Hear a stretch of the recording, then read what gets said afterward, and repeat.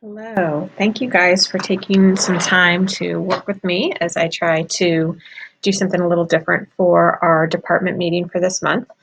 We're going to try a little bit of a sort of a semi-flipped lesson here. And I know that we have all been super, super busy trying to get our feet wet with the new curriculum and with our distance learning and getting used to the new way of doing things. And so, given that, we haven't met for the last several months. But in the same vein, I also feel that it's still really important for us to be continuing to do the work of our anti-racist learning surrounding teaching and education on the micro and macro levels. So I appreciate you all being willing to participate in all of this. So I'm just going to kind of go through with you some overviews of what we have done leading up to this point and things that you will need to prepare to be ready to participate in our discussion at our November department meeting. So here on this slide, you can see sort of where we've been and kind of where we're going for the year in terms of our anti-racist learning. You know, we spent pre-service talking about some common definitions, looking at the compass, as well as reading the Atlantic article on anti-racist teachers. In September, I would have had you guys go through some student voice, which you'll be looking at a little bit later. And then in October, we would have looked at white privilege.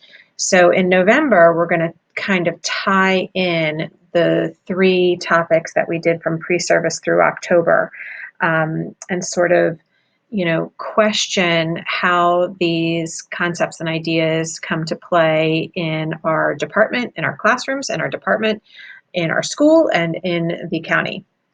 In December, we're going to look at implicit bias and microaggressions. January, we're going to continue to explore how those implicit biases and microaggressions appear at both the micro and the macro levels. February and March are going to be kind of open for us to be sitting and continuing our reflection and really kind of planning what our course of action is moving forward. April, I'm hoping that we will begin looking at some summer reading and some possible questions and interdisciplinary options for us to look at summer reading for the school year of 2021-2022. And in May, we'll continue to reflect on our learning from the year and see how that impacts us moving forward. So as I said in pre-service, you were asked to read this article by The Atlantic and look at these questions down below where it says, what does an anti-racist teaching look like? What does it sound like? What does it feel like? What makes it hard for you to be an anti-racist teacher in MCPS in PILE? What are your thoughts about what we can do better? I have down here on this slide that it says use the discussion board. You will not be using the discussion board. There is, in that email that I sent you, you will see that there is a capture sheet that you should be using to kind of capture your thoughts and ideas about this particular topic and this particular article. So this is sort of the learning progression on becoming anti-racist teachers that the county has done at my RT meetings, and I really liked this graphic and thought that I would show it to you. It is adapted, you can see down here, from an article called Becoming Anti-Racist ELA Teachers. And essentially they have this whole sort of circular progression where the first step in the process is to really listen and reflect. And then you do a ton of reading, you'll go into interrogation or questioning. Finally, you'll look into ACT, how you're going to sort of put into action all of the learning that you've done here. And then finally reflect and repeat. And I like this because you're constantly in an evolving circle. You know, as we know that you never just arrive. You are constantly trying to better yourself, better your environment, and better the place and the learning for our students that we have. So student voice, you're going to use, again, that capture sheet that I was telling you guys about. You're going to use that capture sheet to help gather your ideas when you look at these student voice videos. You will be discussing these questions in breakout rooms in our November meeting. So I just want you to have an opportunity to kind of preview the material and really kind of reflect and kind of think about what your own personal reactions are before we start having group conversations about it.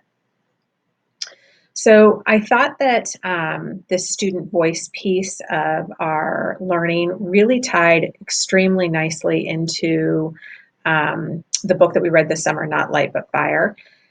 And on page 99, Matthew Kay has this quote, which really kind of resonated with me. Since we do not openly challenge students to tackle any hard problems, they choose not to invest much analytical and emotional energy in dialogue. And I don't know about you guys, but I've found recently and been disheartened by the lack of conversation that kids have with one another and how they every once in a while we'll get a really nice solid debate going, but that's few and far between. And Matthew Kay's point is that kids feel that we are just there to give them the information, to tell them what the answer is. And so they're not really challenged consistently to tackle hard problems and issues, although really it's something that they crave. And I think you'll hear that in the student voice videos that we see next.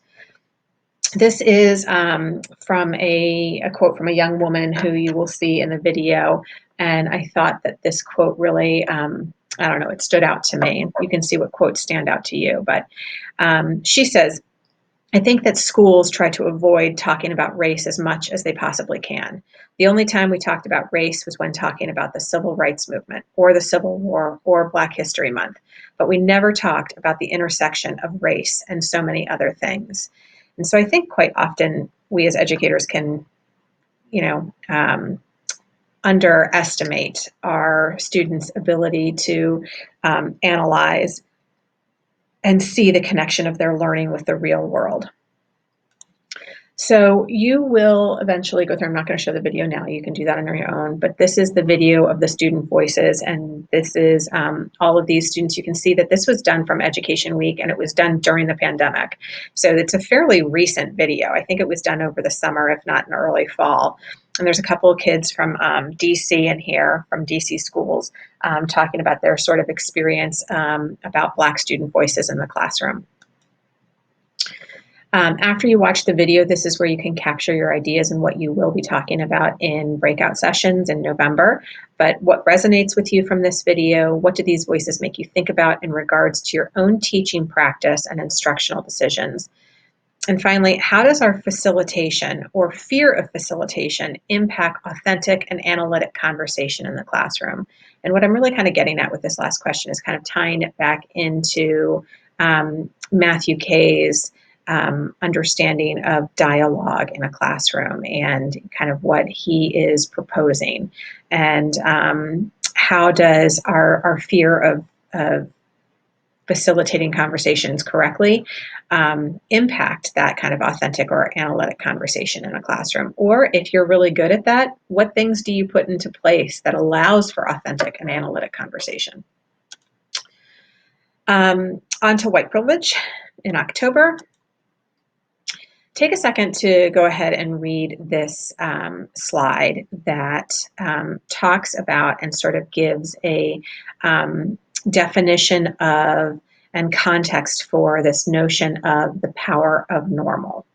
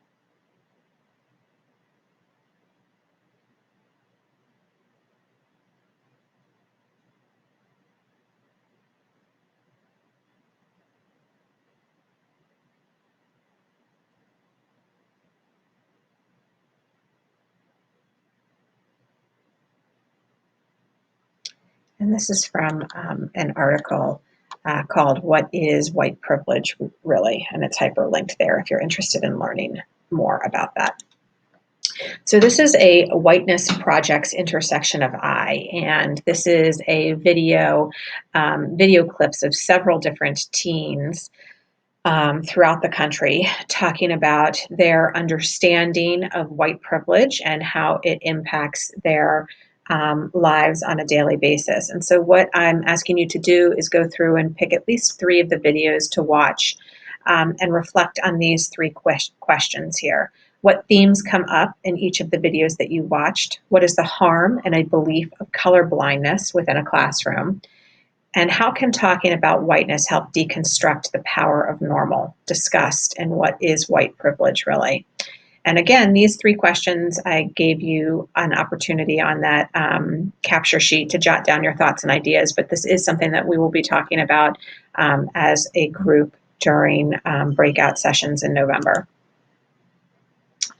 And then finally, we are going to go through and talk about interrogation. And we're going to be kind of looking at and questioning our own practices and our own belief systems based on the learning and conversations that we have had in breakout rooms. But I'll save this for our wrap up when we are together. Let me know if you have any questions. And again, thanks so much for trying something different.